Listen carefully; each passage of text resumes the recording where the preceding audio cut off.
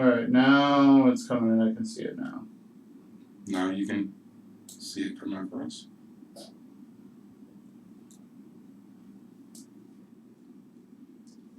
Go ahead and give me a test. Can you hear it now, Tim?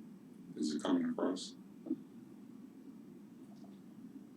I just don't think it's set for the right thing. Hold on.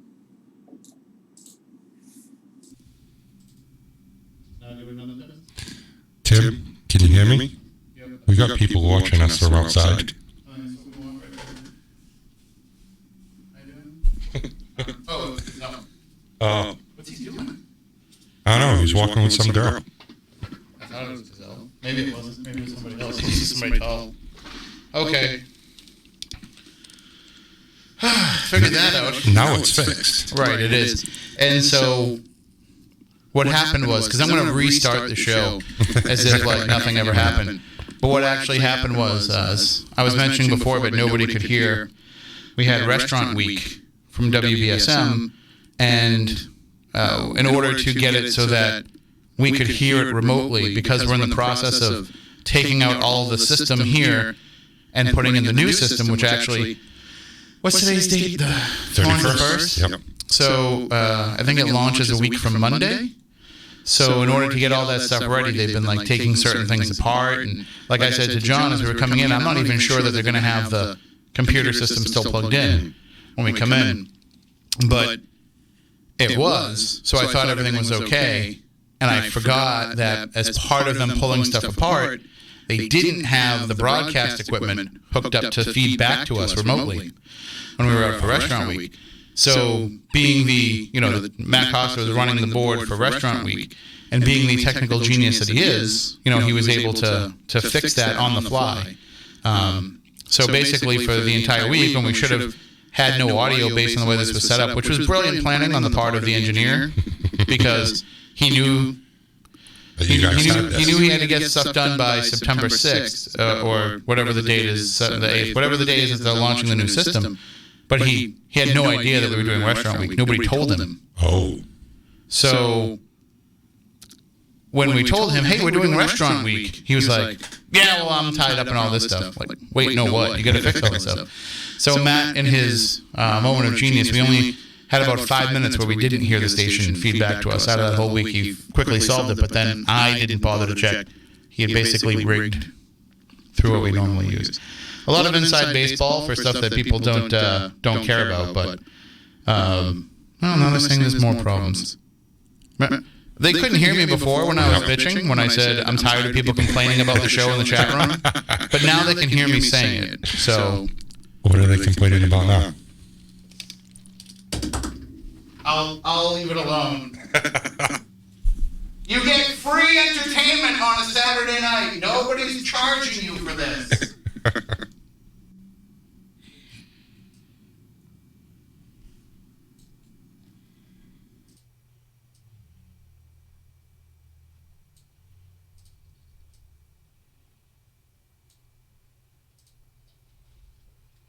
All right, I think we got a plan now. Give me a talk. Can you hear it all set now? All right, I think that's good.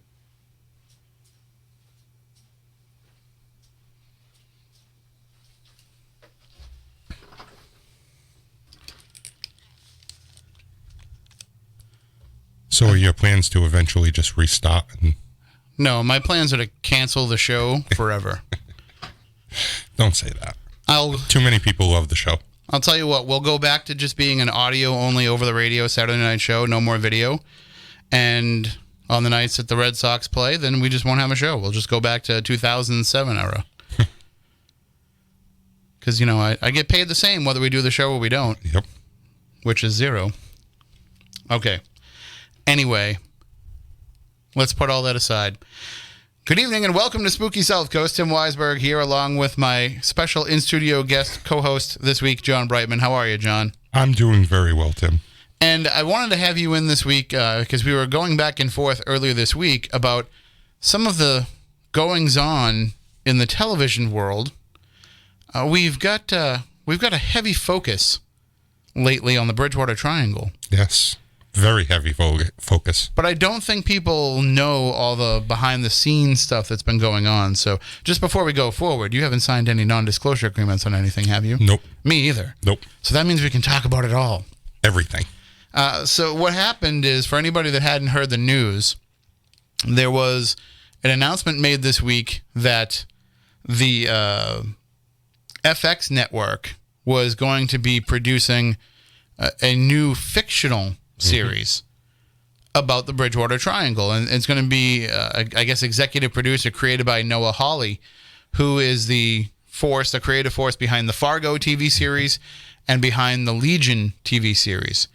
And I don't know how it came about. I haven't seen any interviews or any formal real description of what the show is, except for just, the basic one-sheet info when they made the announcement. I know that it's supposed to be a show that centers on a fictional show that centers on some siblings that live in the Triangle. And apparently the world is going crazy. There's all kinds of paranormal phenomena. It's up to the three of them to try to solve it all or battle it all or what have you. I don't know whether it was Noah Hawley's idea or if somebody else pitched it and they just had him go on to it or what. I can tell you this much that I know. Back before Aaron Cadieux decided to make the Bridgewater Triangle documentary, I had been in talks with the Discovery Network and also FX. They wanted to actually cover a real, not so much a documentary, but a real investigating show and base it around real history that had happened. So I'm wondering if, with talking with them and then just kind of getting pushed aside, then Aaron did his own documentary, and we all know that it got bought and aired on Destination America by Discovery. I wonder if that's when FX saw the ratings, saw how good it was, seen the other TV shows that have been out and are going to be coming out about the Bridgewater Triangle, and then decided, hey, let's do our own thing now, finally. It could be that Noah Hawley saw all that stuff going on. Or them, yes. And said, I could come up with some stories based on this. Especially because, the X-Files formula was a pretty good storytelling device where you could have an overarching storyline, but then you could also have individual episodes that don't really have a lot to do with the overall storyline. So, Absolutely. And the Bridgewater Triangle would fit into that because you can have stories that are about the what is going on here, the big picture stuff, but you can also have individual episodes that could be those Monster of the Week type things. Yep. The question that I have when it comes to this is, if they're going to produce this, where is the information going to come from? From what I read, there is somebody, and I forgot the gentleman's name. I think its first name is Steven or Steve. He supposedly has a book or wrote a book about the Bridgewater Triangle that's a fictional book. And that's what they're basing it off, is his writing.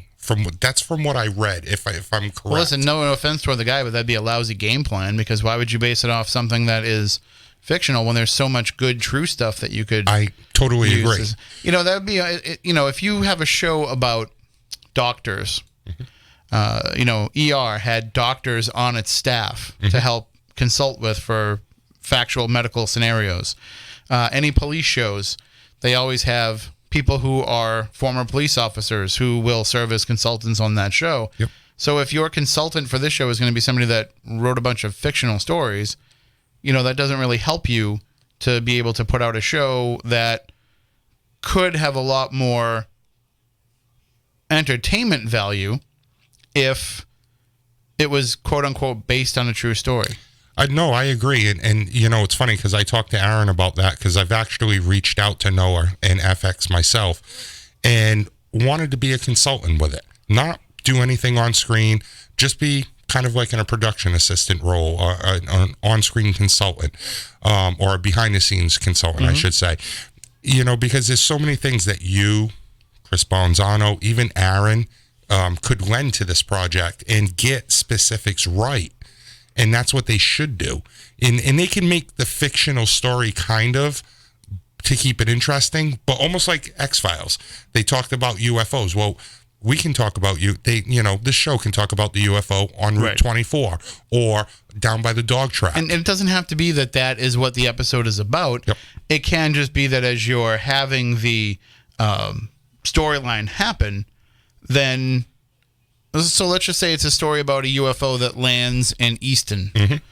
And when they're talking about that, then they can throw in the reference of, this Route happened. 24 sighting or something. Or the fact that, going back to the 1600s, there have been UFO sightings there. I guess part of the problem is with this is the paranormal world, and starting with people like Chris Balzano, Chris Pittman, starting all the way back then with them in the early 2000s, going up through Aaron and Manny making the documentary.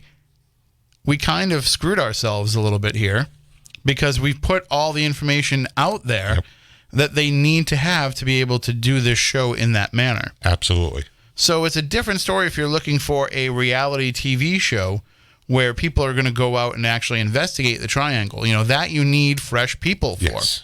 But if you wanted to have a show where, first of all, it's fictional and you don't have to follow anything anyway.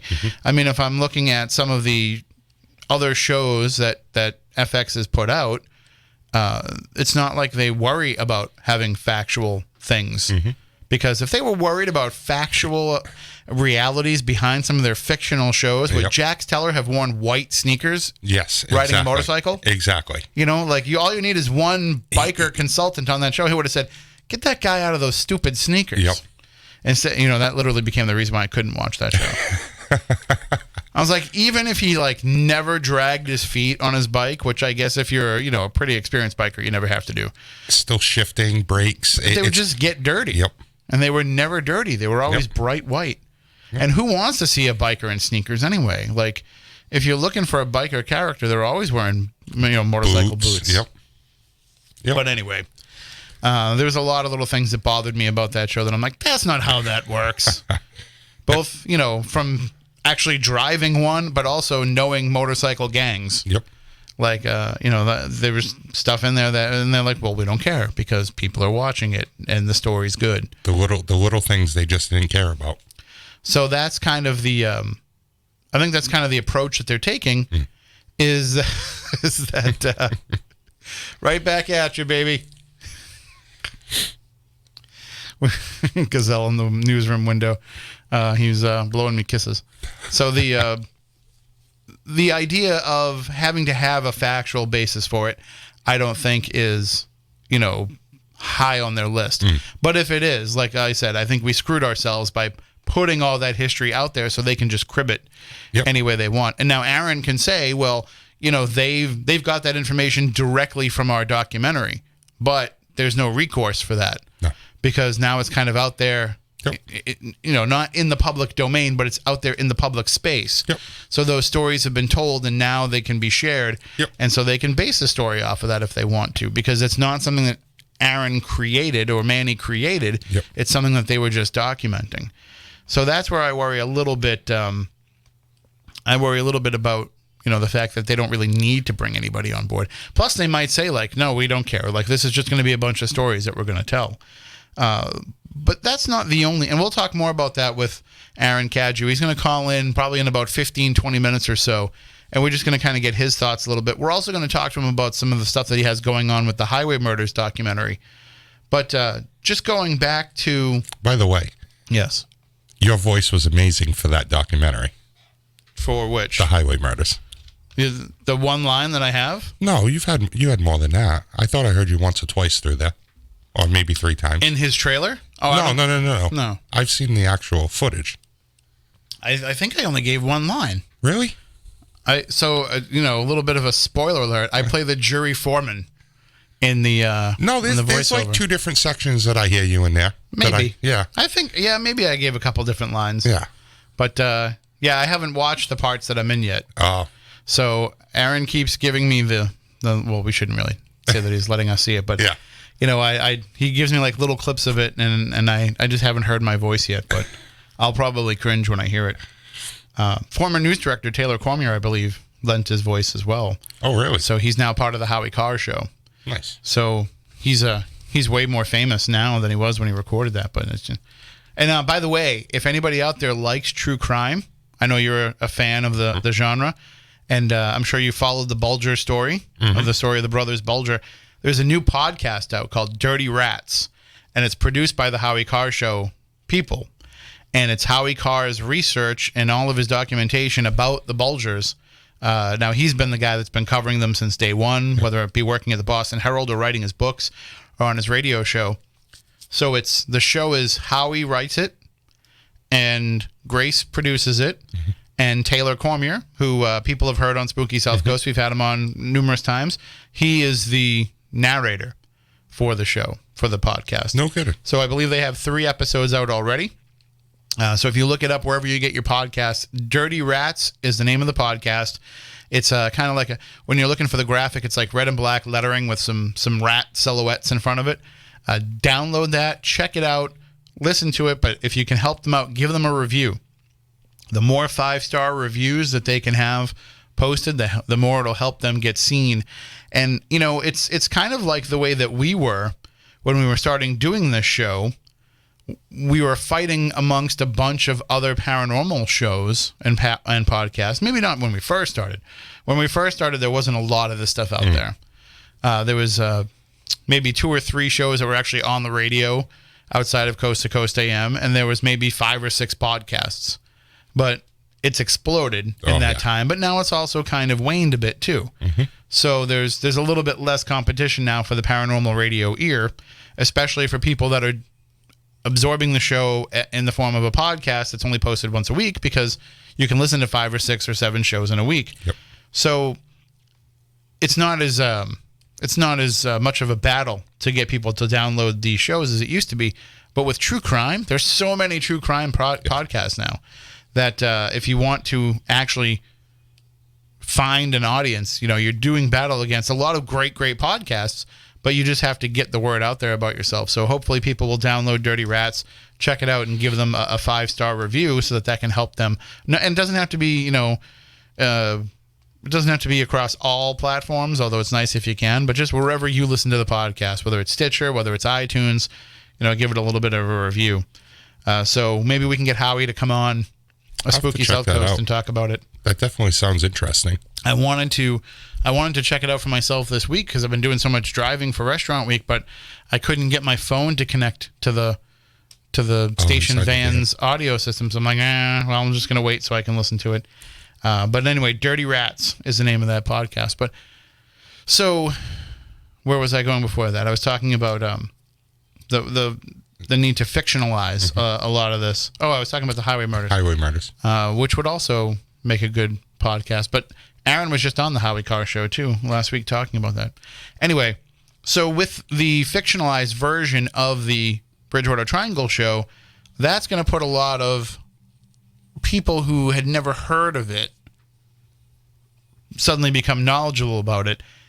The documentary made a lot of inroads in informing people about the Bridgewater Triangle, but it's still a niche audience. Absolutely. It's still not reaching mainstream America as much as it will with a television series on FX.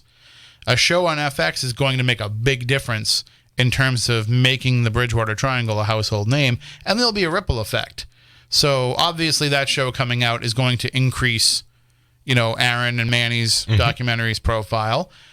Anything that we've ever done Triangle related, all the Spooky South Coast Triangle episodes, people are going to search Bridgewater Triangle podcast and find our annual Bridgewater Triangle show that we do every year, as well as all the other ones that we've done. So there'll be a trickle down effect for everybody. But where we're starting to see the explosion in interest in this already is in the reality TV genre.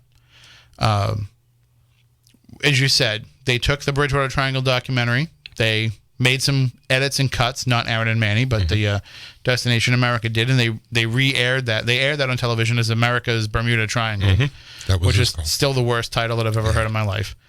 And I don't work for Destination America anymore. I can say that you dropped the ball big time with that. What a stupid title. Yeah. America's Bermuda Triangle. Why? Like, why would it made no sense. That'd be like saying, like, you know, America's English muffins. But anyway, Thomas says they're America's English muffins. But the documentary did kind of kick off some interest. We heard of other shows popping up, other pitches, we should say, for shows popping up. Some of them actually got to the point where they were filming what's called sizzle reels, which is, for those of you who don't know, it's a couple minutes worth of footage that they showed to potential networks to get them to say, okay, we'll fund, and they may only say we'll fund a full out pilot, and then you go out and you make a 44-minute episode with some of the money they give you. Or they may say, we'll put this straight to series and you can film 8 episodes or 10 episodes or 22 episodes or what have you.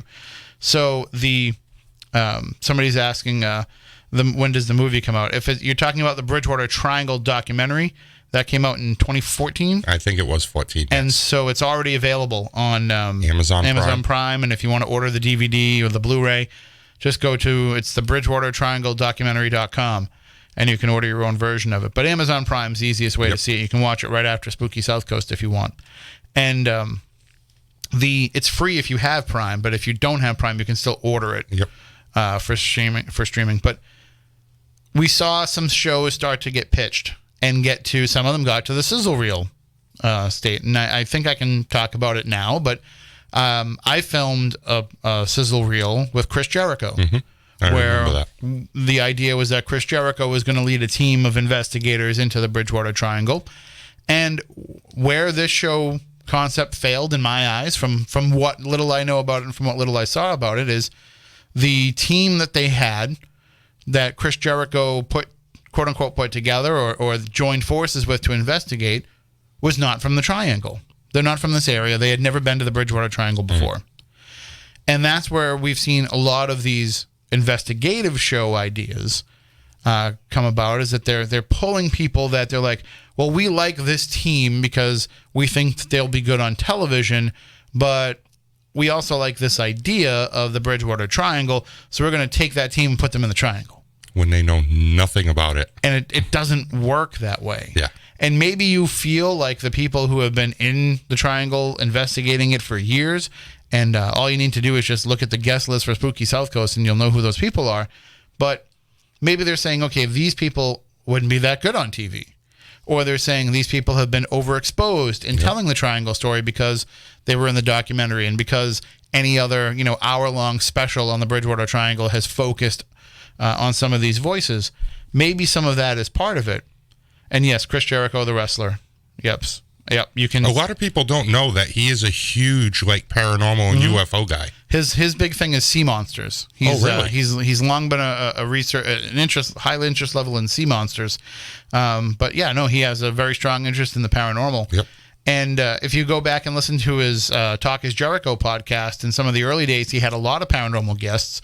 He had Jeff Belanger on, he had Amy Bruni on, he had Dave Schrader on, and he started his own podcast network, and he actually had Dave and Tim's Beyond the Darkness show. That's how it started, was they were on podcast one with him, and then they were on the Jericho network. So he's been tied into the paranormal world for quite a long time. And, the way that I saw it is if Chris Jericho couldn't get a show picked up on the Bridgewater Triangle, it's going to be harder for anybody else to do it because he lent a lot of name recognition. But that's the problem, is they're trying to shoehorn people into this that they really need to worry about the people that have a strong knowledge base. Yes. Here's the thing that bothers me.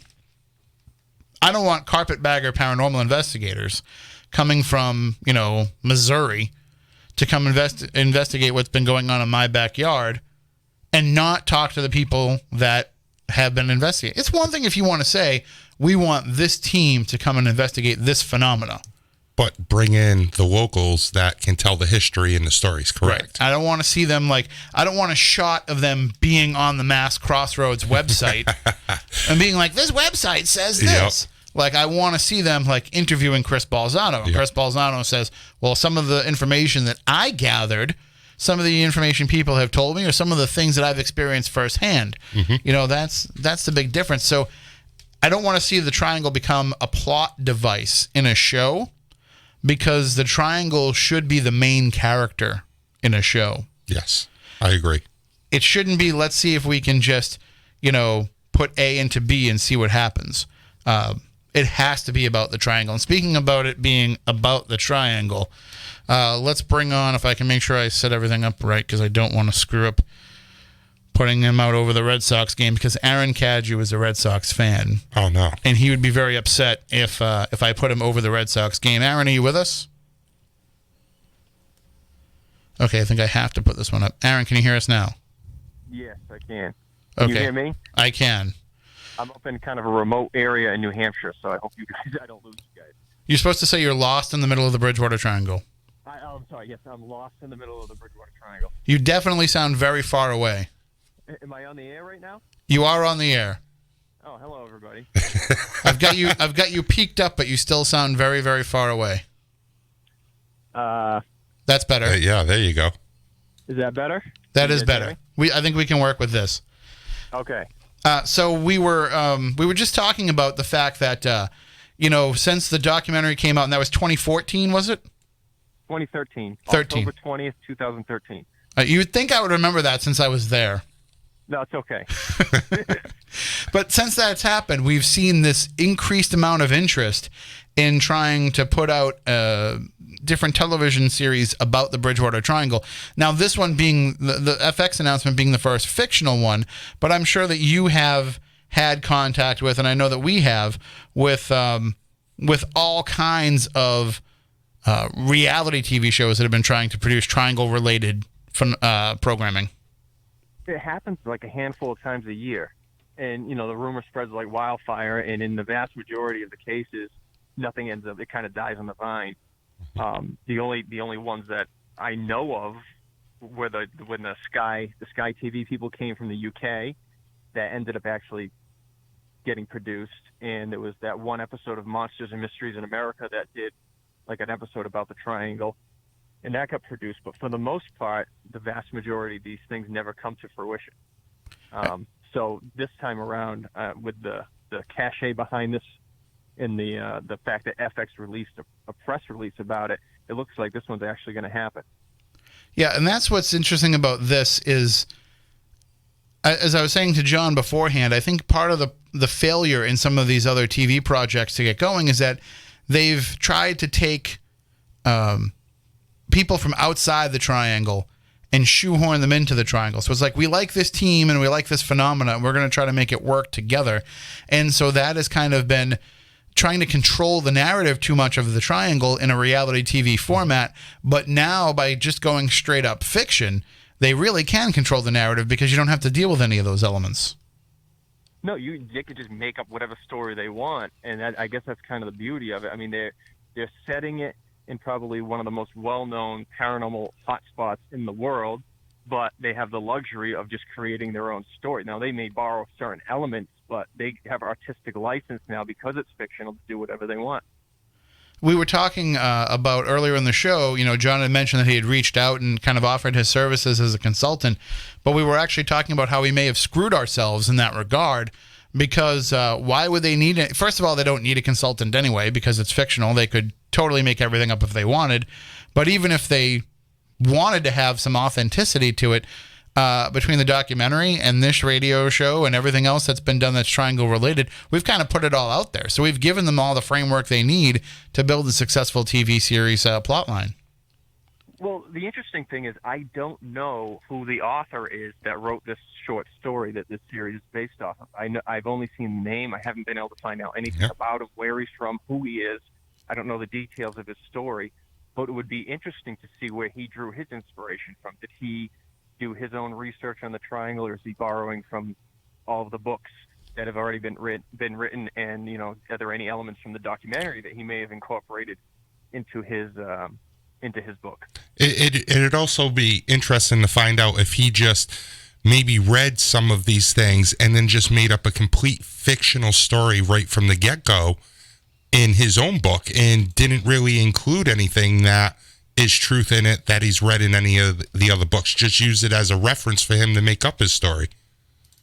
Yeah, it would be really interesting to know what's in the pages of that book and what they gave a very, very brief synopsis of what the idea is, but the guts of it, we have no idea, like what part of the triangle does it take place and what are the phenomena that the people are seeing in the story. And those, that's all going to remain a mystery until it's thing finally comes out, I guess. Well, one of the things that I remember about I always say that we've only hung up on one guest on Spooky South Coast, that being the guy who pretended to be Jesus. And I remember that. no, it's okay. Really? You hung up on him? Yes. Yes, we hung up on Jesus because he pitched himself to coming on the show as the reincarnated Jesus, and just everything that he said was very un-Jesus-y. Like the world was going to end, and you could join him in the new civilization, but you had to pay him like X amount of money. And I'm like, the real Jesus wouldn't be using, the apocalypse as a way to make cash, but whatever. So I always say he's the first person that we ever hung up on. But I do remember there was a guest, and God help me if I can remember his name, but he had written a book about, I believe it was about the Hockomock Swamp. And it was just, he came on and started sharing a bunch of stuff that we just knew was wrong. And we started calling him out on it. And when we started calling him out on it, mysteriously the phone disconnected. Was that guy? Was his name Trey something? I don't know. I don't think so. That doesn't sound right. No. But I can try and look it up later. But it was just some of the stuff that he was saying. I was just like, no, that's not true. No, that's not right either. And I think things became a little contentious. He dropped off, and I think he called back in. And I believe, again, I've tried to wipe it from my memory, so if I have the details wrong, I apologize. But I think he called back in and tried to act like it was just something like random that happened, and I think we called him out on whether or not he hung up on us. But, I mean, we never really had to deal. That was the first instance of an outsider coming in and trying to, crib the triangle for themselves and crib the Hockomock Swamp for themselves. That's not something that we've seen. This is going to be the first time, Aaron, that, well, you know what? No, let me take a step back because I'm going to ask you about your experiences a little bit with Destination America and the way that they reshaped the documentary. That was probably maybe the first time that an outsider was controlling the narrative a little bit. Even though you had given them all the tools they needed to work with, they were the ones that were kind of reshaping things. And so I know that you didn't really have a lot of say in how they did it, but what was it like working with somebody from outside this area who doesn't live and breathe this phenomena, the stories of this phenomena? What was it like to kind of see somebody else's approach to the Triangle story? Well, that was the most terrifying aspect of the whole process. I mean, when Discovery first comes knocking, you're very excited, but then you find out very quickly that they're pretty regimented in how they do their programming. So they were saying, we only want to broadcast hour, which is, as people that are in the business know, is only 42 minutes of content when you add in commercial time. So then we were like, oh my God, they're going to have to cut this movie in half. I mean, we had a 90-minute feature, so they really did cut it in half. And, you sign the contract, and they have full artistic license and creative control to cut out what they want and rearrange and cut and paste. And, we had John Horrigan as our narrator, but, there's no way that they could rewrap his narration into a 42-minute format. So we knew they were going to have to bring in their own narrator, which they would write the copy for. So that whole aspect was terrifying. And, that was probably the most nerve-wracking part of it. We didn't see what they had done. Like, we were supposed to see what they had done like a couple months in advance, but just like anything else, everything's delayed. I mean, we signed the contract with Discovery in August of 2014. The movie didn't make its premiere on Discovery, on Destination America, until September of 2015. So it was a 4-year deal, and they burned away a whole year before they finally aired the thing. And we didn't see it until, God, it was like 3 or 4 nights before it actually made its premiere. So even if there was anything we didn't like, it was the 11th hour. It was going to be very difficult to change anything. Right. But to be honest, we were very pleasantly surprised with what they did. They didn't really alter the soul of our documentary. They kept it pretty much intact and did their best to keep the best stuff and didn't reinvent the wheel. They kind of just, it was just basically an abbreviated version of what we had done. We were pretty pleased with what they did. Right. We didn't really have a lot of complaints, but it was terrifying. In the way that they did it, I mean, you tried to present something that was very balanced and that covered all the different types of phenomena that happen, also covered the true crime aspect, and tried to not take a stand on what you think about the stories that people tell, whether they're true or not. And it just seemed like what they did is they basically said, no, we're making a paranormal documentary, so we're going to take the paranormal stuff. Mm-hmm. And we're just going to make sure that it has a paranormal resonance to it. Which, I guess is, as you said, it's not the worst thing that could have happened in terms of it. But now, with putting this fictional story together, what worries me the most about this is that not only can they, completely keep any kind of balance out of it, they're not going to want any kind of balance. They're not going to want to have to explain away any of this phenomena. They're going to want everything to be scary and real, and ghosts and demons and aliens and Bigfoot and all that stuff, because that's what's going to drive the narrative of a fictional storyline. And that's what's also going to drive viewership. Right. Nobody wants to see people, in a fictional show debunking phenomena. They want to see people scared out of their minds. Yeah, it's going to be full on pedal to the metal. This is all happening. None of this can be disputed. This is there's evil forces at work or whatever. Whereas what we did was try to take more of an even-handed approach to it, and not really kind of try to steer the viewer one way or the other. One thing, if you just going back real quick to what they decided to keep and what they decided to cut, the one thing that Discovery cut that I thought was the worst decision was the interview with Chris Balzano with the light shut off in the Freetown State Forest. Mm-hmm. I was shocked that they did not keep that in the movie. Mm-hmm. And their reasoning for not keeping it in, I think, was because they couldn't, like, in order to show that scene, you have to show it in its full context with the story of the Wampum Belt and the disappearance of the Wampum Belt, and then get into, like, when the light shut off during Chris's interview and we put the lights back on, and then Chris kind of jokes as if he's, like, trying to talk to a ghost and says, that whole thing. If you watch the movie, I think Discovery just felt they didn't have enough time to cram that in. But of the entire film, and I'm a huge skeptic. It takes a lot to convince me of any of this stuff, and that is still to this day the closest thing I've ever had to a paranormal occurrence in my life. And I was like, that incident is something that a lot of these, like, ghost hunting shows would kill for something like that to happen. Oh, absolutely. And a lot of these shows have to fabricate something like that. I mean, when people have seen that movie, they ask us, they're like, did you guys fake that? And you guys know me. I'm not going to fake anything. And No. I tell them, I said, no, that genuinely happened. That's how it happened, whether it was coincidence or it could be explained as a different matter entirely. But that incident is exactly how it happened. No, I want to put it out there. Cut it out. I would say I want to put it out there that you actually think that most of us are crazy. It's true. He does. Yeah, like you don't want to present things in a paranormal way. You're not a true believer. I'm not I'm not a paranormal investigator. I'm not a paranormal researcher. So yeah, you would have no reason to. And it's not like the documentary hinges on that moment either. No, it was just a really cool moment that I just, like, of everything they decided to cut, I was shocked that they decided to cut that out.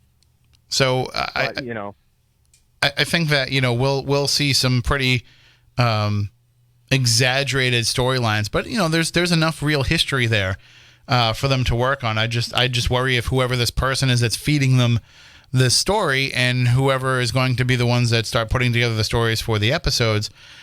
Which, from what I understand, I believe Noah Hawley does a lot of the writing himself. But yes. How much of the actual history are they going to bring into it? And we could be wrong. We could be pleasantly surprised, and this could turn out to be like just a hyper fictionalized version of all the stories that we've been talking about for years. Yeah, it's going to be really interesting to see how that whole thing shakes out. I mean, I would be lying if I didn't say I was very excited. And it's funny because it's not usually my genre, but I'll be one of the first people tuning in to see. I mean, I think the whole state and the whole region's going to be tuned in to see what that's all about. And it'll be a fun ride regardless of what direction it takes. And it'll certainly, lead to a boost for you guys in sales of the documentary, and selfishly, of course. Right. And it'll increase. We've been watching. Oh, sorry, I didn't mean to cut you off.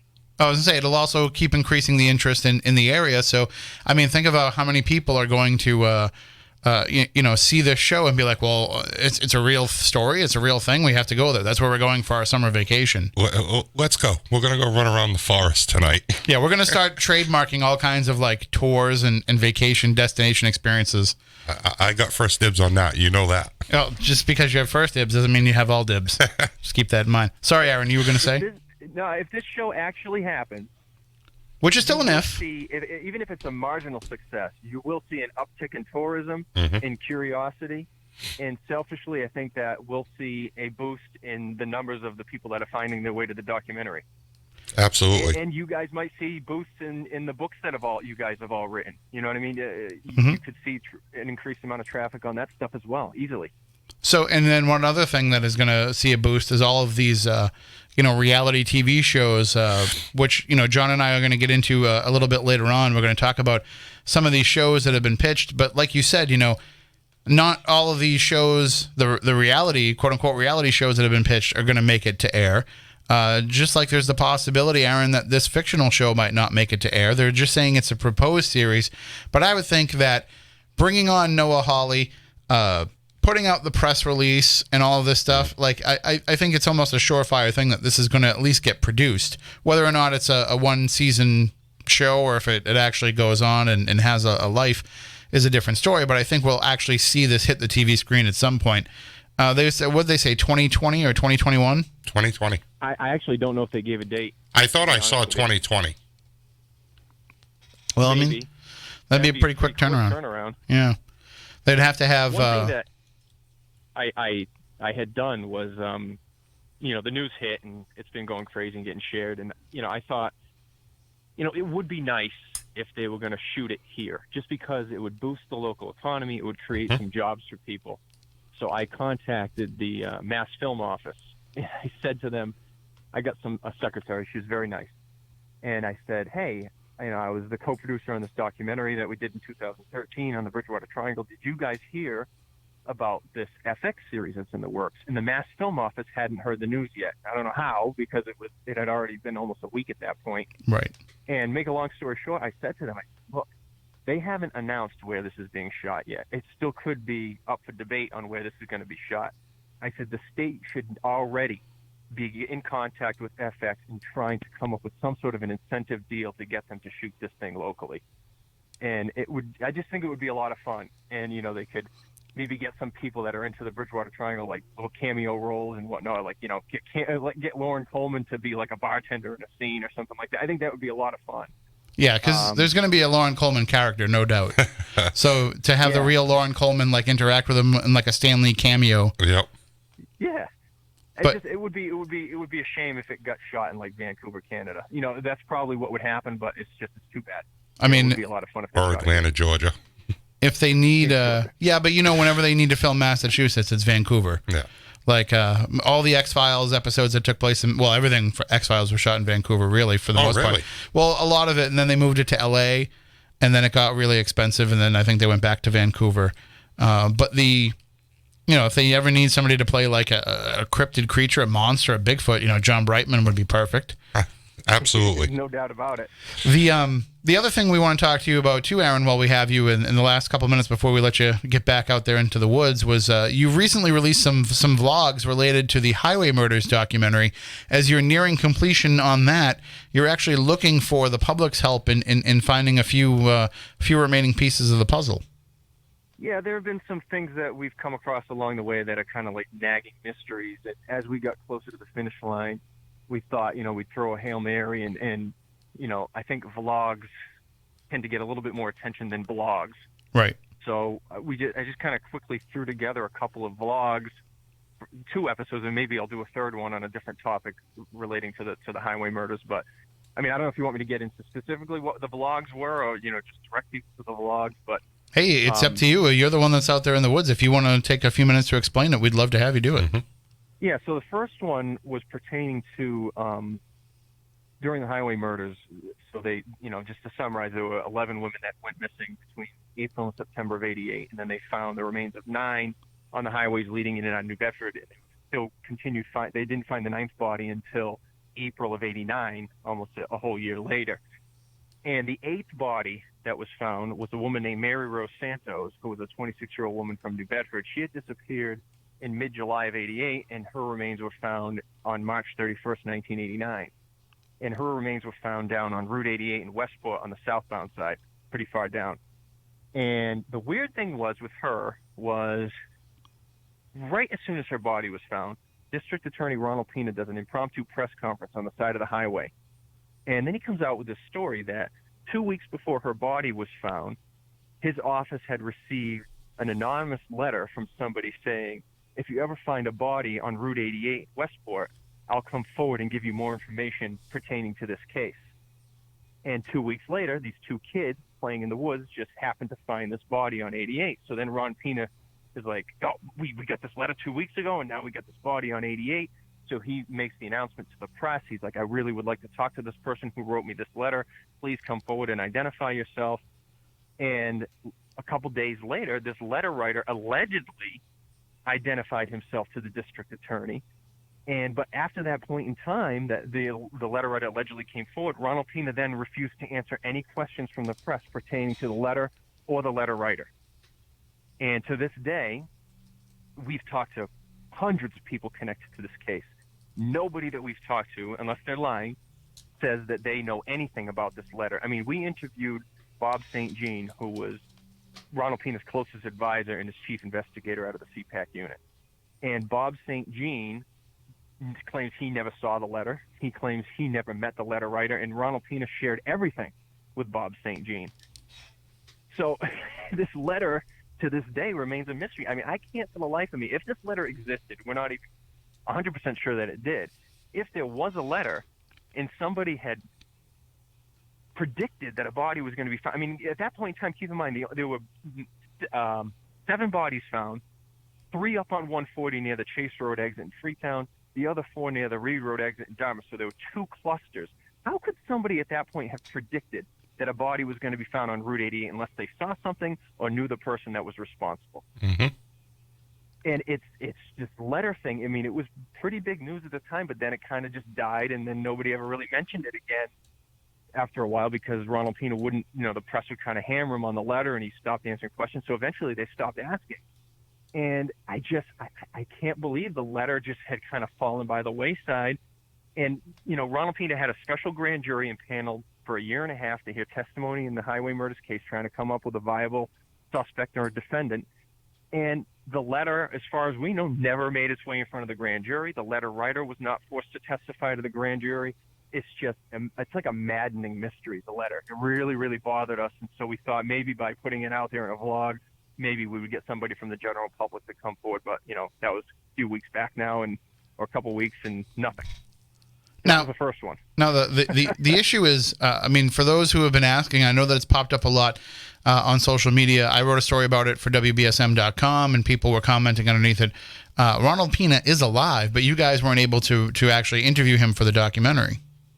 No, we've gotten the information that he's not in good health and is not probably in a situation where he could be interviewed. Right. And so it's really unfortunate because he's such a key figure in this whole thing, and it's really too bad that he's not in a position that he can speak on the record. Yeah. The problem being is they're not sure that everything that he says would be a factual recollection of what took place. I got to be careful with what I say. Right. No, I understand.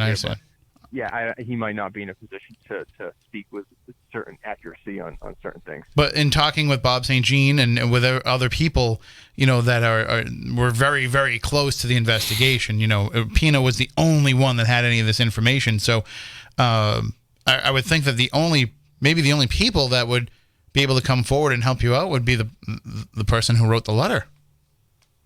And, if you read some of the articles from back then, it was really weird because the letter writer, in at least one of the articles, said the letter writer had information pertaining to some of the missing women, as if to suggest that the letter writer had information about some of these other girls as well. So at that point, you're like, was the letter writer the killer himself? And did he not ever really come forward? Was that just a way for the district attorney to put the whole letter thing to bed? And they didn't want to publicly come out with the fact that the letter was written by the killer himself, because it was actually the second time in that case where Ronald Pina referenced a tip that was received that led to the discovery of a body. It had happened earlier in the case, and it was a very, very underreported aspect of it, where in December of 88, now this is before the Route 88 situation, they found the remains of Rochelle Clifford in a gravel pit in Dartmouth. She was the 6th victim found. And when her body was found, it was by 2 guys hunting in the woods. And after her body was found, Ronald Pina told the Standard Times and the Boston Herald that at that point in the investigation, they had a telephone hotline set up where they were taking tips from the general public. Somebody had called that hotline and suggested searching in the gravel pit off of Reed Road for bodies. And before the police could even go in there and search with the dogs, those two hunters found that body by accident, stumbled across that body. And that alleged tip made very little waves. And we kind of found in our research, and we were like, wait a minute.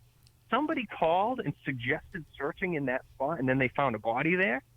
And it was shocking that this alleged tip with the gravel pit didn't make news. And what's interesting about that is, let's say the gravel pit tipster was the killer. Now, we don't know if it was, but let's say that it was. It kind of makes sense at that point because Rochelle Clifford was the only victim not found on a highway.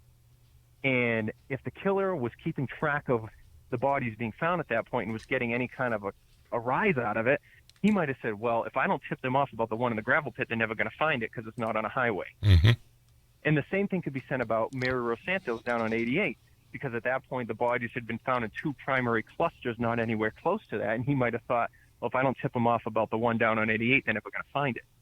It's like it's really weird with those two things. But I can go on and on forever about this case. So my fear is that when this documentary hits and the general public watches it, they're gonna start likening some of the law enforcement on this case to the parents of an abducted in plain sight. Like, how could you not realize what was going on? Like, somebody's sending you letters. This is the killer trying to say, but it's all hindsight for us to be able to look at it and say, excuse me, how do they not figure that out when you're in the midst of this, when you're in the throes of this, and they're finding more and more bodies? It's something that they've never dealt with before, and it's something that they probably weren't equipped to deal with. Well, and the other thing that would throw a wrench into the theory that either of those tips would have come from the killer is, why didn't the killer tip off the police about the two remains that haven't been found, set of remains that remain missing to this day? Like, if he's tipping off the police about two bodies that he didn't think they were going to find, why not tip them off about the other two when they still weren't found? You know what I mean? That's the big question. If it was the killer in either of those instances, that's something that we don't have an answer to. To answer that, there could be a couple different theories. A, he could be locked up and not be able to tip, or he could be deceased by now. Who knows? Or he could be in a different country and just trying to forget about it so he doesn't get caught either. So there could be different reasons why he hasn't reached out anymore either, too. Well, the interesting thing, though, is that makes sense to a degree, but we're talking about two women that disappeared during the same time as the rest of the women. Mm. So it's like, well, if they disappeared during that same 4.5-month time period, why wouldn't he have tipped off the police about the other two sets?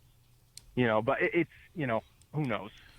It's just the gravel pit tip and then the Route 88 letter are two aspects of this case that are really bizarre. And who knows if even those tips came from the same person too? Well, my only problem is it's like you get two tips that both end up being right. Yep. No, absolutely, absolutely. I don't know how many tips they were getting, how many locations were being suggested to them. Maybe it was just because they were getting so many tips that it was just bound to be that a couple of them would end up being right. Mm-hmm. But those are the only two tips that were publicly addressed. You know what I mean? So I don't know. It's just a head scratcher, I guess. Now, when are you planning on having this documentary all said and done, and when do you think we'll be able to see it as fans watching it? Well, we are, as of right now, unless whoever picks this up decides to change things, it's a 5-part series, with each episode being almost 90 minutes. We're pretty much done with parts 1 through 4, and we're working on part 5 now. We hate to put hard dates and restrictions on ourselves in that way, but we're hoping that maybe by the end of this year we have this in front of potential takers. Now, where it goes from there, who knows what network it would wind up on, or if it's a streaming service, we don't know.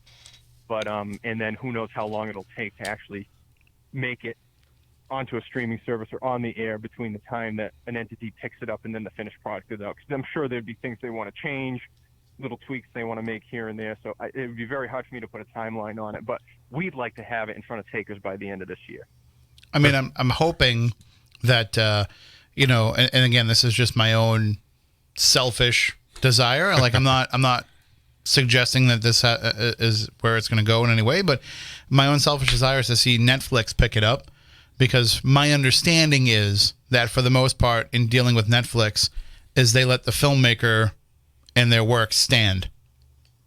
So they really wouldn't be making a lot of tweaks to something that you were presenting before them if they liked it, if they bought it. They would believe in, letting the filmmaker's voice be the one to shine through. So, that'd be my preference to see it, because at least that they would, Ted Sarandos isn't going to be standing over your shoulder telling you to do this or do that.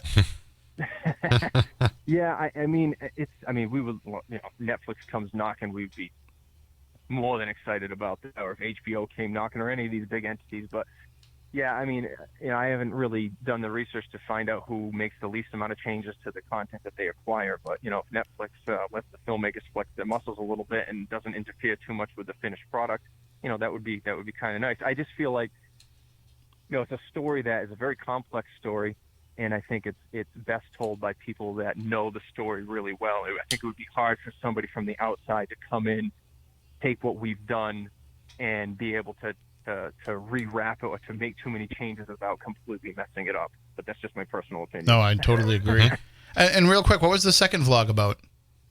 The second vlog was about the special grand jury, which I had mentioned.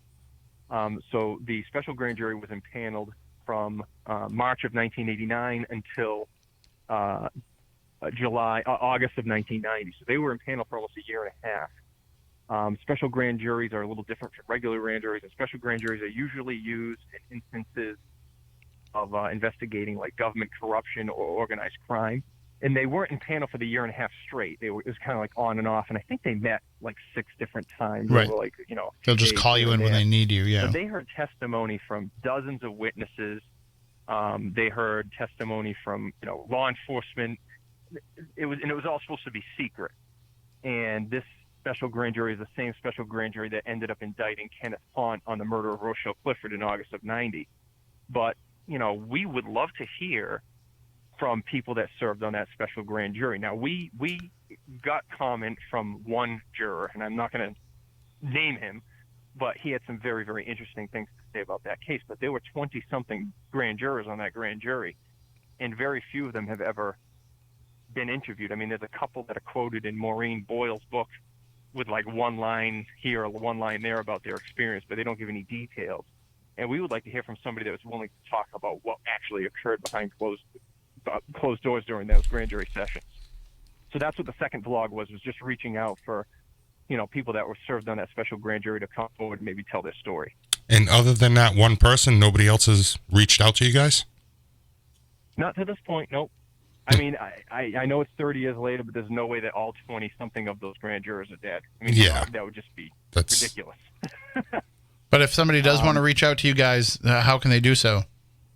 They could do through our website, highwaymurders.com. There's a way to email us through our website there, or they can call our hotline, which is 508-505-INFO. 508-505-INFO. So I will tell you. Sorry, go ahead. They can do so anonymously. They don't have to go. They don't have to give their name or whatever. We're just interested in hearing from more people that served on that special grand jury. I was talking this week with Phil Paleologos, who hosts the morning show here on WBSM. Of course.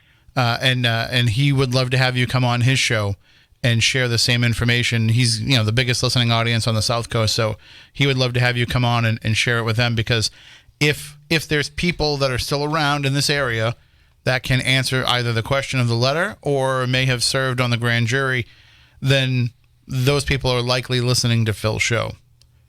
Or somebody that knows them could be listening to Phil's show. Yeah. So he would love to have you come on. Too. It's always been if you or somebody So, we always extend it to, second or third parties that might be able to help us as well, set something up or a meeting, whatever. So I will set something up with you and Phil. I'm happy to come on a show at any time. All right, sounds good. And we will spread that word as well here on Spooky South Coast and see if we can get some folks in there. Very excited to see the final product of this, because as I said at the very beginning, when I first saw the first trailer, that you had put out. This is just as much, not so much just the story of the murders and what happened. It's also the story of the victims, of their families, and I think that that's something that's always been lost, especially in the rise of the true crime genre now, where everybody loves all the salacious details and all the shows on headline news and all that stuff. They tend to forget the voice of the victims and those that they left behind. So, and I know from what I've seen that that's a very important part of telling the story, and I think that more than anything will be the lasting legacy of this. Well, that was always one of the main priorities of this thing, was giving the families of these women a voice, and we're lucky enough that we've had basically universal support from the families of all the victims with this project. A lot of them have gone on the record. A lot of them are very appreciative and supportive. And it's like they thank us, and it's like, please don't thank us. This is a story that needs to be told. People need to hear this, and these women deserve a voice, and that's what we're trying to do. Mm-hmm. Yeah. So just keep us up to date with all of that, and we will certainly have you come back on as things get closer with that as well. Well, thanks for having me, guys. It's been a crazy couple weeks here between the response to the vlogs, and then I was actually on Howie Carr because of the vlog. So between that and the news about the FX series and reporters calling about that, it's been a crazy couple weeks. But it's been very interesting and entertaining for sure. So. Yeah. Thank you very, very much for having me on. You're a multimedia man lately. You're on TV, you're on radio, you're all over the place. Yeah, it's crazy. And then there's people that are, hey, congratulations on the FX deal. It's like, look, we don't have anything to do with the FX deal. But, Not yet, anyway. We're happy to watch it happen. So. All right, well, take care. Stay safe out there in the woods, and we'll talk again soon. Hey, have a good night, guys. Take care. Take care. That is Aaron Cadieux, the co-director of the Bridgewater Triangle documentary and the man behind the highway murders. He's got a great team for that documentary as well.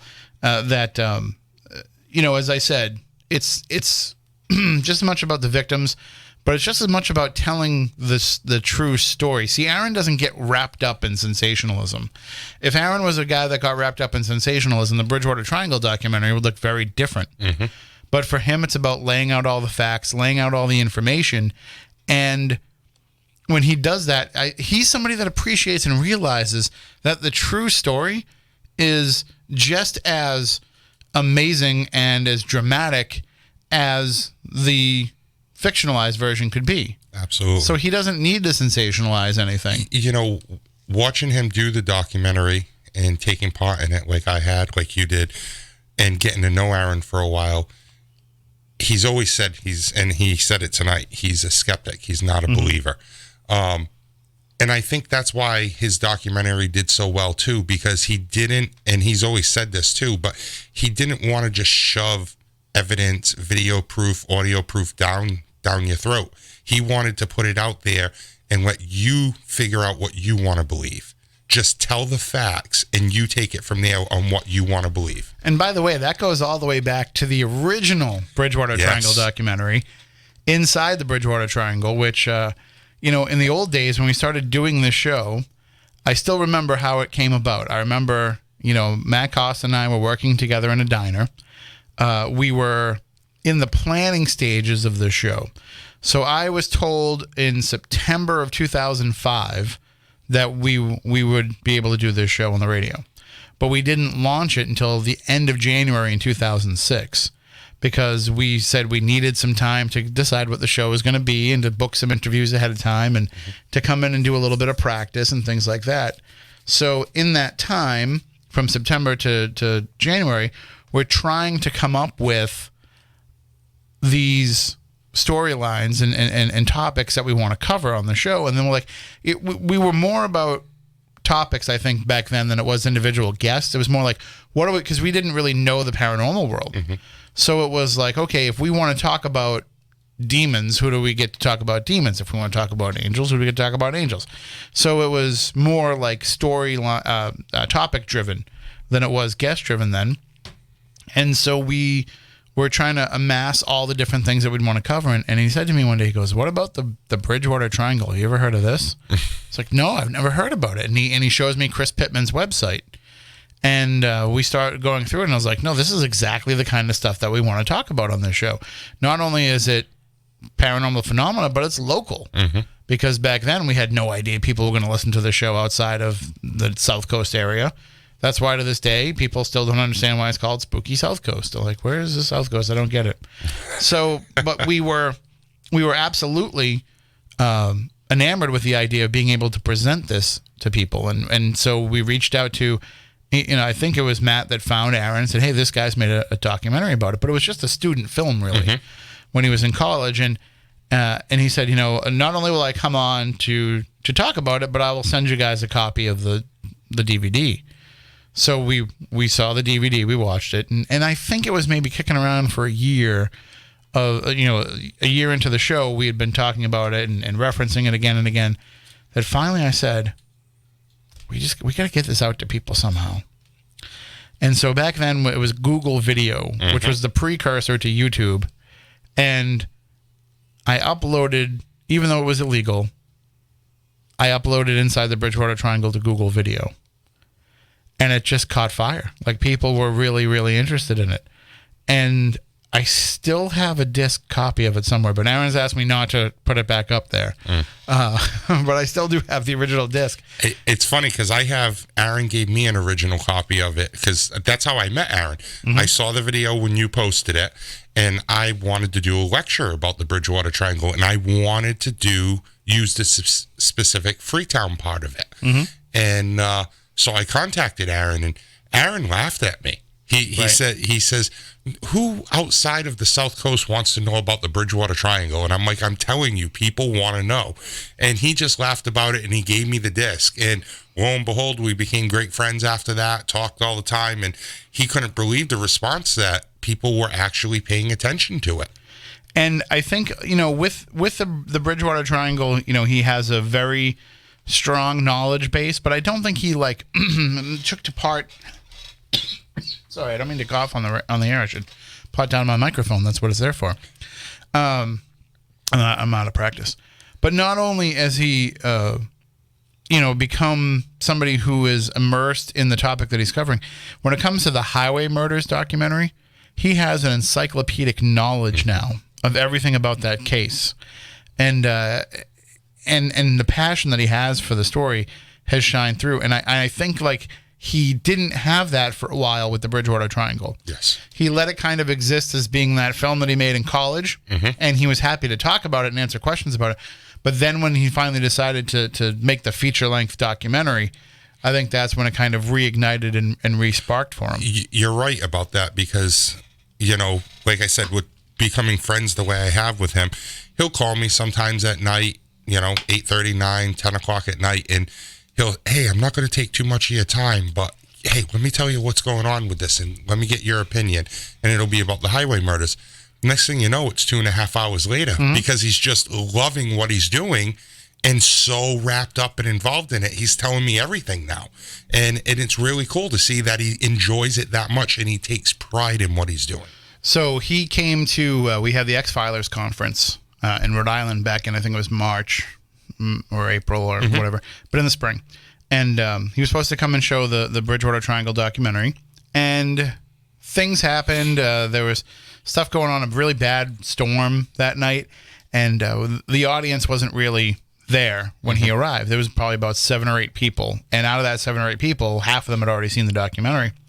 So we got him to kind of show a little bit of a teaser on the highway murders. Very cool. Don't know if I should say that, but he showed a little bit of a teaser about that. And then he just stayed and talked about it. Not giving away inside info. Yep. Not, he's just telling us all the facts of the case to the people that were not from New Bedford that had never heard of it.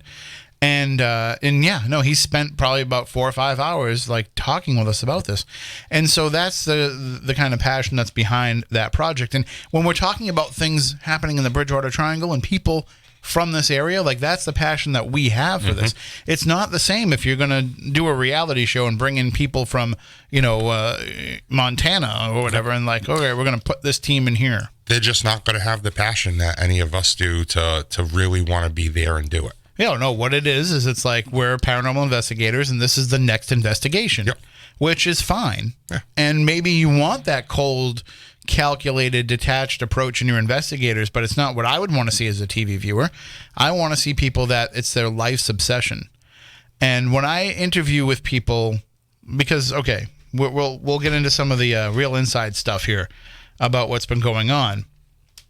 Since the documentary came out, really, there's probably one or two a year at least. One or two production companies have reached out to us, whether it's to you or to me or to both of us, or to other people that are involved in the documentary. These production companies reach out to us and they're like, well, we have an idea for a show on the Bridgewater Triangle. Well, really? Tell me something I haven't heard before. Yeah. Six other times this year, I've heard the same thing. What's your story about? Right. And it's something that's been ongoing, but it's really ramped up lately. Yeah. Because Travel Channel is just throwing money at everything paranormal. And Travel Channel's got believe it or not, 2 shows this year coming out about the Bridgewater Triangle. The one that me and Alan filmed with a bunch of other people where they came here and shot. Which is like a one-shot like documentary unto itself. Yep. It's going to be a 1 hour or hour and a half special, from what I've been told. But then there's another one called, it's a spinoff kind of like Mysterious America, one of those shows like that. Right. That it's going to be like a 15-minute, 20-minute segment. We shot it up in Canada. The funniest part is there was no in-field research. There was no nothing. It was just green screen talking. And they brought in some woman from North Dakota that's a medium that says she's clairvoyantly been to the Bridgewater Triangle. This is already the worst show I've ever heard of in my life. Yeah. Did they pay you to be on this show at least? Yes, they did. Okay, good. Like, like seriously, like they brought in some woman from South Dakota that's going to be on the show because she's been here clairvoyantly. And as opposed to the thousands of people that have been here physically and had experiences. Yes. And that, that's when you start to get into the realm of the ridiculous. Yep. And that's why I said, like, it's important to have the voices of the people who are here. Yep. What's funny about that is it's easier for them to fly you to Canada than to send, 12 Canadians here to film. Yep. So I kind of can understand some of that process.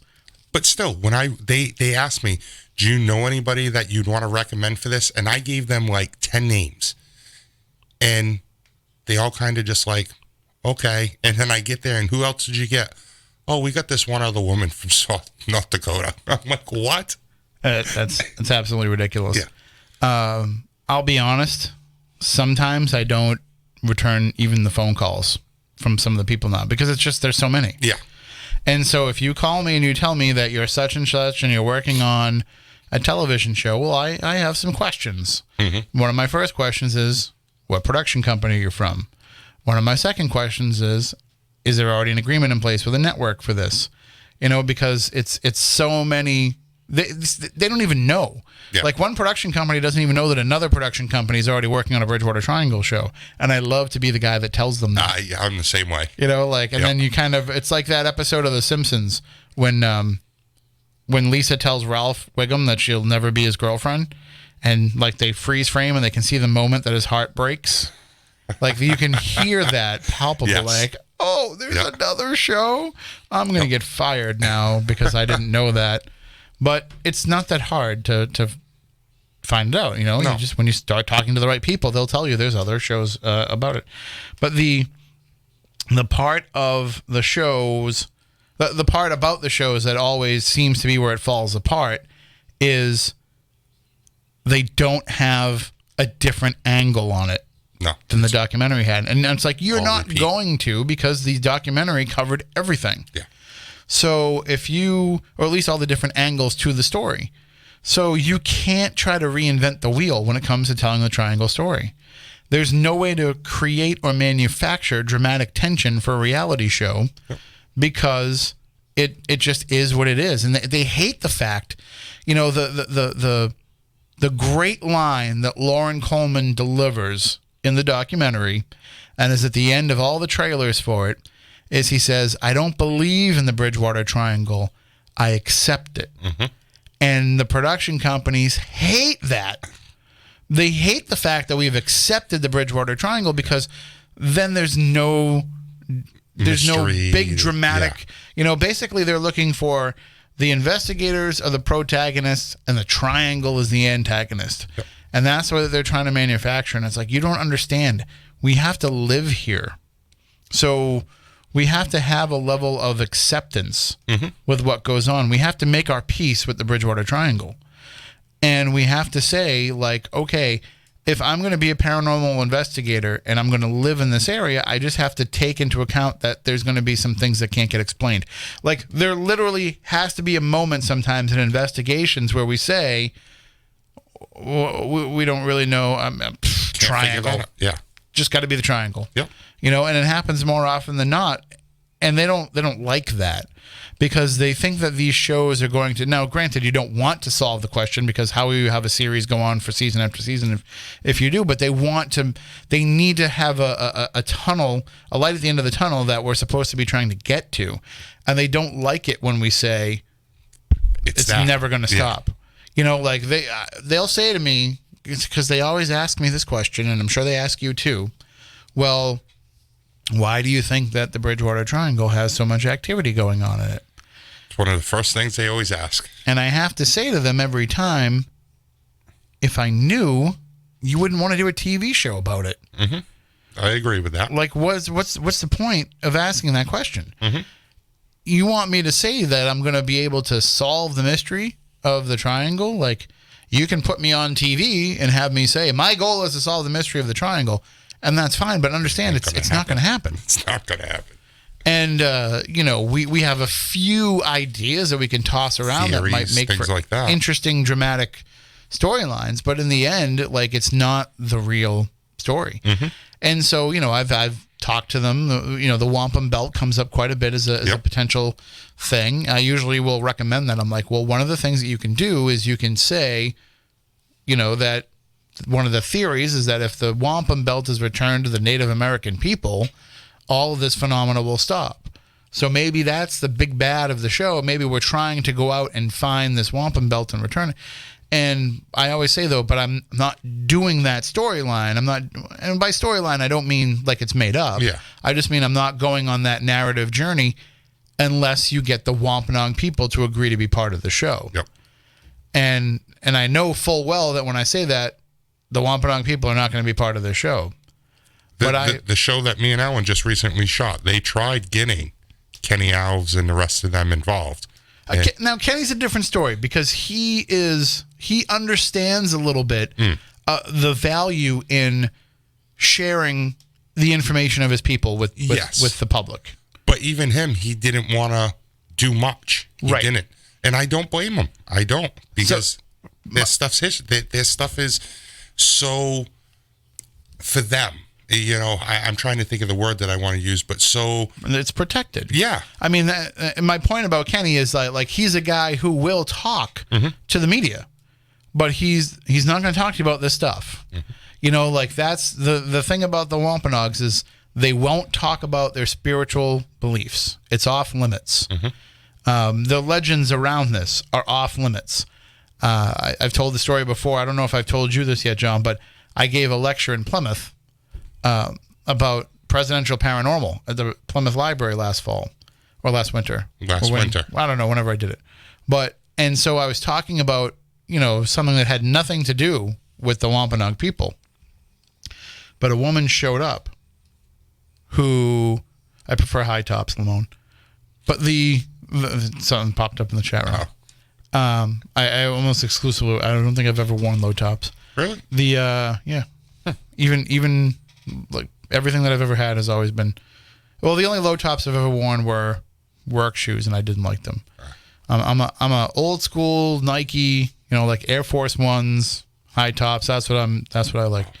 But anyway, Jordans, you know, like that. Anyway, at the end of this presentation, a woman comes up to me and tells me that, you know, she's from the Wampanoag tribe, and basically tells me to stop talking about their spiritual beliefs and to stop talking about, you know, the paranormal connections to them, and to stop talking about their spiritual side. And to, you know, she's like, it's not your story to tell. And I said, you know what? Like, I can appreciate that. Mm. Like, I understand where you're coming from. It's not my story to tell, but at the same time, if you're not telling that story, somebody has to be able to make those connections. Mm-hmm. So if I am going to share that information, I will try and be as best researched as I can. But if you find that my research is failing, then come and talk to me. But I can't not share these connections if they're there. But I also don't want to do that to a national television audience if the tribe isn't on board with what it is that I'm doing. That's why it's going to be interesting to see where Noah and FX run with this, because we all know from the documentary and just from all of us talking and speaking on other shows and doing lectures, the Indian folklore and back history to this has a big part of the triangle. Right. So are they going to go down that road, or are they going to leave it out? Well, you can't leave it out, I don't think, because you need to incorporate it, because it's either the cause, which some people believe, I don't personally, or it is the effect, one of the effects of it. And I think that it's one of the most dramatic effects from it. I'll agree with that. I think it's more of the effect, not the cause. I think it is. Because whatever happens, first of all, there's some degree of supernatural element to even the start of King Philip's War. You know, the fact that, at least according to the legend, King Philip was trying to decide if he wanted to go to war with the English over the death of his brother Wamsutta. And he's trying to make this determination. He's going through an inner struggle because he knows that, you know, it's going to be bloody. It's not going to be easily won.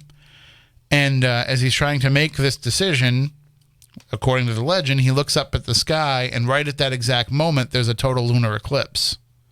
And it was that total lunar eclipse that he saw as a sign to say, this has to happen, because basically he's seeing the light and the dark come together and clashing.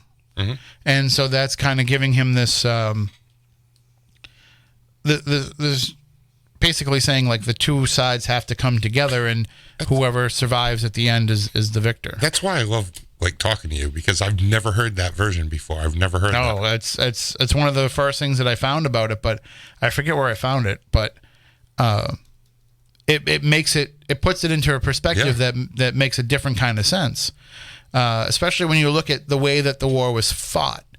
You know, the Wampanoags, from my understanding, they went beyond what they would normally, you know, they didn't use the same tactics that the English expected them to use. Because the Wampanoags were warring with other surrounding tribes, and they were including the English in that war, the English became savvy to a lot of their fighting style. So they thought that they had the advantage on them when it came time to go to battle against each other. But in actuality, the Wampanoags had a completely different game plan than what they were expecting. And so the story is that, you know, that was kind of part of this whole supernatural element to it, is that they had, you know, the ancestors on their side telling them a different way to fight. And I'm going to get, my next lecture, I'm going to get somebody coming up to me and talking to me for sharing this information, but which I believe my next lecture is, well, I'll be at the Mass Paracon, of course, which we'll talk about before the end of the show. But I think that locally, I'm good for a little while, so somebody might forget. I know October 10th, I'm in Tewksbury, at the Tewksbury Library. I'm thinking that's far enough away. Yeah, that, you probably won't get bothered out there. Yeah. But anyway, the point is that there's a strong connection to King Philip's War, to the Triangle, but I don't think that it's what caused it. I think that these supernatural elements into King Philip's War are proof that this has been an ongoing thing. You know, we talk about the Wampanoags not going into the Hockomock Swamp. We talk about them not going to Fall River, when you would think that that would be the perfect area for them to want to go, because you're right on the Taunton River, and there was forest, and they could fish, and they could hunt, and all that stuff, but they wouldn't go into that area because they sensed that there was something bad there. So now we talk about this elemental thing that's at the Lizzie Borden house. Well, that makes sense because Of what it's thing? all an area that the natives wouldn't go into. So maybe, you know, it's something that has kind of existed all along, and it's just a natural negativity. We like to say that there's, you know, a lot of positive force in the universe, and if that's true, there should be a balance, and there should be some negative out there. And I think that the triangle is just indicative of that. It's just one area where, for whatever reason, and one of the reasons that we've heard over the years is the geological factor. the fact that this area does have some different geological structure to it than the rest of the area, especially a very high amount of granite, so a high amount of quartz. And we're talking about not just the triangle itself, but all the way up into New Hampshire. And so we're talking about an area where there's a lot of energy that can be trapped. But there can also be a lot of negativity that still hangs around, negative emotion that hangs around, going back to the Puritan era, going back to the oppression of that, going back to, the Salem witch trials being part of this. Like, all of this stuff is part of one big narrative that people don't think to put together. Well, I think it was you or somebody, I forget who it is, but, the Bridgewater Triangle is not just Triangle anymore. Right. It's a much, much bigger area, and it could legitimately spread up to New Hampshire. It does spread down into Rhode Island, into Tiverton, Little Compton, Newport. Not only does it extend out to those areas, but it keeps growing. Yeah. Because it's not a dormant thing. It's a living, breathing thing. And by being that, it's just going to continue to grow. And the more that people start to say, well, gee, there's a lot of stuff in our area, I wonder if we're part of the Bridgewater Triangle. Well, now you are. Yep. Because as you're piecing this stuff together and realizing that all this phenomena happens, then in the end, the whole world could be the Bridgewater Triangle. Realistically, yeah. If you're just looking at all of this stuff and how it's all connected, it's just, this is a window area, a John Keel window area where we can say, this is a place where we see all this phenomena in a concentrated fashion. And it may be that we don't see it as concentrated in other places, but it doesn't mean that it's not happening. Yep. We do have a call on the line, 508-996-0500, if anyone would like to call in and share their own thoughts. But we will go to the phones right now. Good evening. You're on Spooky South Coast. Hey, what's shaking, Playboy? Hey, Lamone. How you doing? Pretty good. So did you see my my text, my message that I just last sent? I did see that, yes. Answers, huh? Even though we're on YouTube, I still won't say that on the air. Okay, no answers. Okay, but I your silence says a lot already. Yes.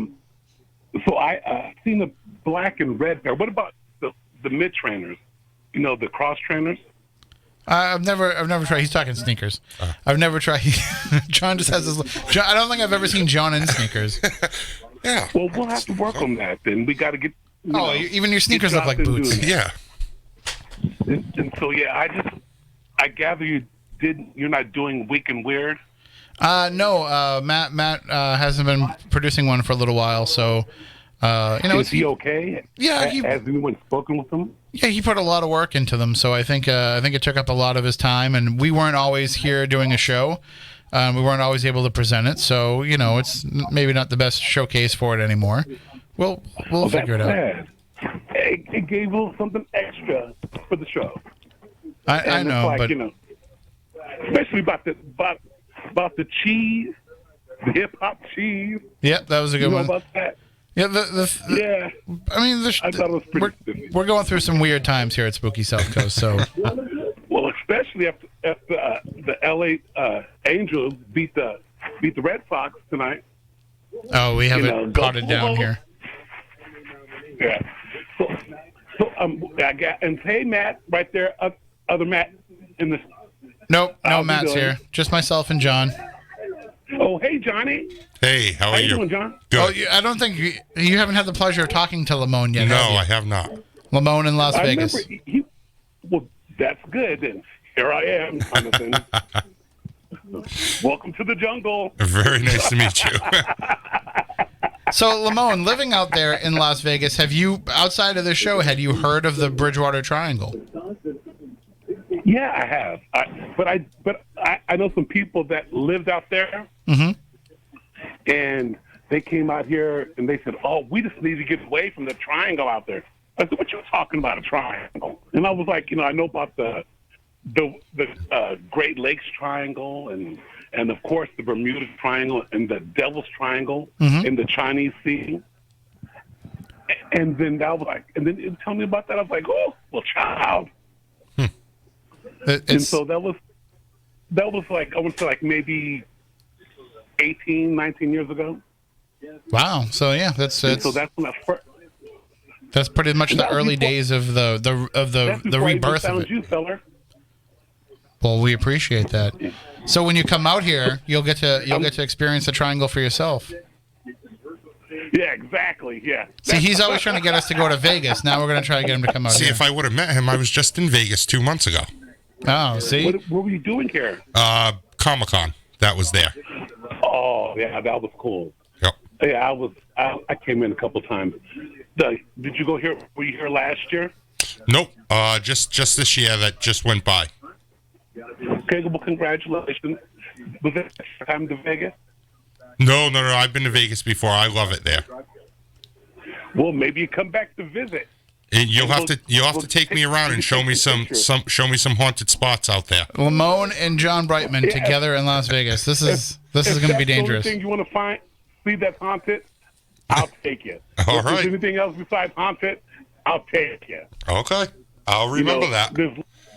I think Tim's going to want me to record this though for a future Spooky South Coast like show. This might even be beyond paranormal. It might be scary normal. So that like it could be worse. We could be visiting San Francisco. That might be a little bit of a drive. All right, Lamone. Yeah, exactly. We're gonna say goodnight for tonight, but thank you for checking in, and definitely we will let you know if Brightman heads out there. We'll Absolutely. We'll let you know. Are you doing Dave's show this week? Not this week. I think I have a couple spots coming up in September and a couple in October. Yeah, because I was like mad last week. I was like, where's he at? I was like, OJ. Oh no, I couldn't have done this past week anyway. We were doing restaurant week here. We know that. Everybody was thinking like last week. You were supposed to be on again. I was like, oh, that was cool. I try to go on anytime they ask me. So I like to say hey to the Spooky Coast clan that's listening out there and having fun. And I hope you guys see like Colleen, Eileen. Where's Mr. Apnea? He's down. He's in there. I saw a few comments pop up. Well, I'm glad he's popped up. And B. Potter. I like Potter. A pot or All right, okay. Lamone, we're going to let you go. Have a great night. One other thing. I was talking to this girl. Yep. And I was like, damn. I said, dang, baby, your breath smells like butterscotch. She said, what do you mean? I said, butt or scotch. Have a great night, Playboy. See you later. Take care, Play. All right, I cut him off there. I always end up having to cut off Lamone, but that's okay. I have never met Lamone before. Oh, Lamone is great. So Lamone is a regular caller to Midnight in the Desert, and especially really? the after show for Midnight in the Desert. And we've been very lucky that a lot of the great folks that listen to that show have been tuning in on Saturday nights and coming and hanging out with us here. And so he started calling in as well. And I give him a much quicker trigger on Midnight in the Desert because I know Keith, wants to keep the show moving and he doesn't like stuff to get bogged down. But we always have a lot of fun when Lamone calls in. But he's also very infamous for the fact that he's got the world's most terrible cell phone. Oh, really? But apparently he has a new cell phone. But it sounds kind of a lot like the old cell phone to me. We were all going to take up a collection to buy him a really nice phone. But I mean, I have a really nice phone too, and my phone calls sound terrible. So they sound great to me, but apparently nobody can hear me. Nobody can hear. Yeah. Which, I think that's kind of the problem with all phones these days. Maybe we just got to get him a Skype set up. That's all. Then that could be dangerous, though. Then he can host his own show. Yeah, well, that I was going to say, then that's fine. But that could be dangerous if he starts Skyping in the Spooky South Coast. We also have a gentleman who calls in. You might have been here for one of his calls. His nickname has become Mr. Massachusetts. That's what the chat room has dubbed him. He's the guy that claims to have won $10 billion from Publishers Clearinghouse. I have not heard about this guy. But the government hasn't. The government stepped in and took it from him. There was rogue Homeland Security agents that have stolen from him, and I don't know. There's a whole convoluted thing behind it, but basically every week that he calls, the week coming up should be the week that he gets his payment. Oh, really? And this has been going on for almost 2 years, so it's It's like he's getting like $2 billion and 3 cars. From like Publishers Clearinghouse? Yeah. Wow. It's weird. Well, I don't know. Like, it was supposed to be Publishers Clearinghouse, but like now the government owes him money and all kinds of stuff. It's it is actually like the most paranormal thing that we've ever done on the show is just taking his phone calls and listening to the stories about all the things that are going on. And like, they're going to give him cars, like they're going to give him like a Lamborghini and like a fancy Mercedes and like also an Impala. Wow. Like, how are you getting like a Lamborghini and a Mercedes and an Impala? Like, just very, very weird. So it's one of those things where you almost say like, I probably shouldn't take this call and like continue on this path with this person. But as I always say to people that question why I talk to him, what if he's right? You know, what if he really is going to get billions of dollars and everybody else on this station has shut him down and I'm his only friend? You know, like, just remember. And he always says he's going to remember the fact that that I talked to him and I gave him time. So, hey, if you end up with couple 100,000, 200,000, nothing wrong with that. Even if he just takes me out to lunch, that's all it takes to win my affection. Speaking of taking me out to lunch and getting all my affection, take me out to lunch on the weekend of September 27th to the 29th, because you can come out and hang out with me at the Mass Paracon. Stephanie will be there as well. Porter will be there. It's a great lineup of people. And again, it's happening September 27th through the 29th. It is taking place in the Berkshires out in western Massachusetts. So if you have never been out there, it is it's about a 4-hour trip, maybe 5 hours from Boston. I know it's 4 hours from here.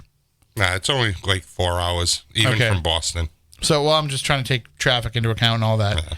But if you're flying in, probably about 4.5 hours from Boston.